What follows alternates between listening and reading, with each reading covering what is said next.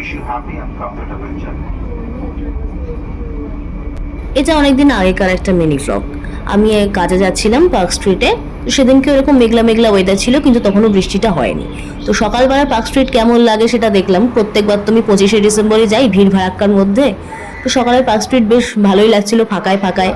এই দেখো সুরিজের পাশ দিয়ে আমি হেঁটে হেঁটে চলে গেলাম বার্কমেয়ার হস্টেলের দিকে।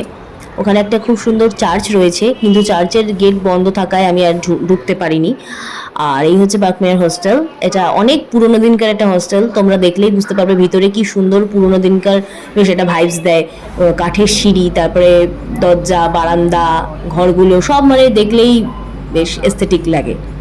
তো এখানেই কাজকর্ম করলাম। সেদিন আমাদের আউটডোর শ্যুট ছিল। তারপরে আসার আগে আমাদের প্রোডাকশন থেকে আইসক্রিম খাইয়েছিল। আইসক্রিম খেয়ে তারপরে লাঞ্চ করে দুপুরবেলা 3টের সময় আমাদের ব্যাক আপ হলো, আমরা চলে এলাম। আর এই হচ্ছে তোমাদের হস্টেলের ভিউটা, যতটুকু পেরেছি দেখিয়েছি। আর এই হচ্ছে আসার সময় দমদমে মেট্রো ঢুকছে।